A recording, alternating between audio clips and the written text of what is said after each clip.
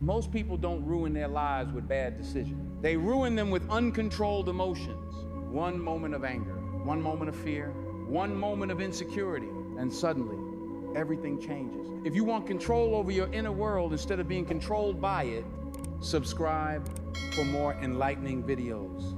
Like, comment, and share. Here's the uncomfortable truth. Emotions are not the problem. Unexamined emotions are. Most people don't respond to life. They react to it, and reactions are dangerous because they happen before thinking. When emotions lead and logic follows, regret is almost guaranteed. People say, I don't know why I said that. I don't know why I did that. That's not who I am. But it is who you are when emotions are untrained. Uncontrolled emotions don't scream. They whisper and nudge until one day you look back and realize they've been making decisions for you all along. Think about how many arguments started, not because of facts, but because someone felt disrespected. How many opportunities were missed? Because fear spoke louder than courage. How many relationships were damaged? Because pride refused to pause. Emotion didn't ask for permission. It simply took the wheel. When emotions control you, anger costs you relationships. Fear costs you opportunities. Insecurity costs you confidence. Impulses cost you peace. And the worst part, you don't even realize what you've lost until much later. Most people believe mastering emotions means suppressing them. That's wrong. Suppression doesn't create control. It creates explosion. Real emotional mastery means you feel deeply, but you choose deliberately. Power isn't numbness. Power is pause. Between emotion and action, there is a space. Most people never enter that space, but that space is where wisdom lives, control lives. Freedom lives. The ability to pause is the ability to choose who you become next. Your brain is wired for survival, not success. Strong emotions trigger the primitive brain, the part that reacts, defends, and attacks. Mastery begins when the thinking mind learns to override the emotional impulse, not by force, but by awareness. Your emotions are signals, not commands. They are information, not instructions. The moment you stop obeying every feeling, you stop being a prisoner to them. Stay with me because we're about to go deeper.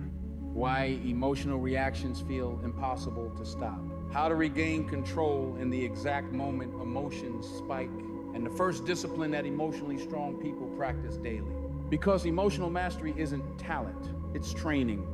Earlier, we uncovered the truth most people avoid. Emotions aren't dangerous because they exist.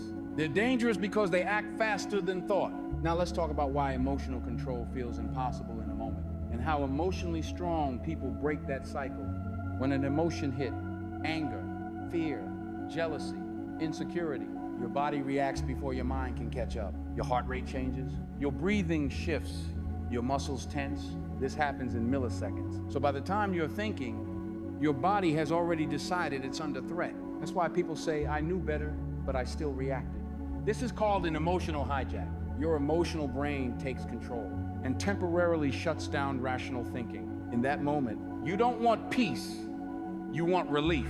You don't want clarity, you want to react. You don't want resolution, you want to be right.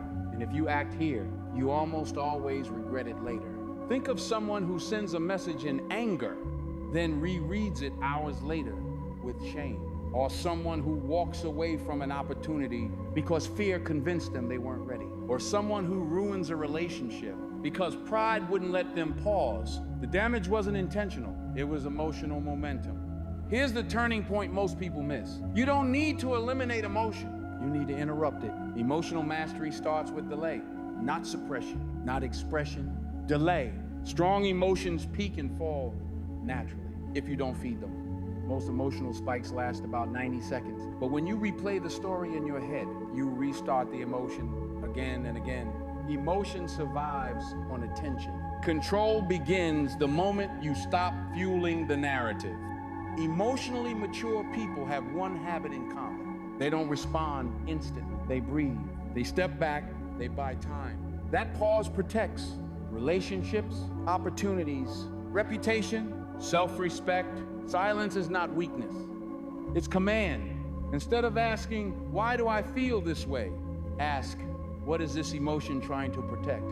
Fear tries to protect safety. Anger tries to protect boundaries. Insecurity tries to protect identity. Once you understand the message, you no longer need the reaction. Every time you don't react impulsively, you send a signal to yourself. I'm in control. That signal compounds. Confidence isn't loud.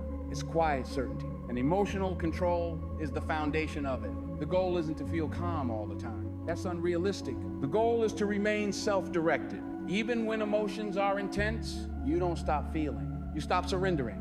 By now, you understand something powerful. Emotions don't control you because they're strong. They control you because they're untrained. You don't lose control all at once. You lose it in small moments of unconscious reaction. And mastery is built in those same small moments. Emotional control isn't built during emotional chaos. It's built before it. Emotionally strong people practice awareness daily when nothing is wrong. They check in with themselves. What am I feeling right now? Where is this showing up in my body? Am I reacting or choosing? This daily awareness makes emotional spikes easier to recognize and easier to interrupt. One simple but powerful practice. Name the emotion, not the story, not the blame, just the emotion. I feel angry. I feel anxious. I feel threatened. When you name it, you reduce its power. Because what you can name, you can manage. Think about two people in the same situation. One reacts immediately, raises their voice, defends, escalates. The other pauses, listens, responds calmly, chooses their words. Same trigger, different outcome. One loses control, the other gains respect. That's emotional mastery in action. When you master your emotions, people can't bait you. Pressure doesn't shake you. Conflict doesn't consume you. You stop needing to win every moment because you're focused on winning your life. That calmness isn't passivity. It's strength under control.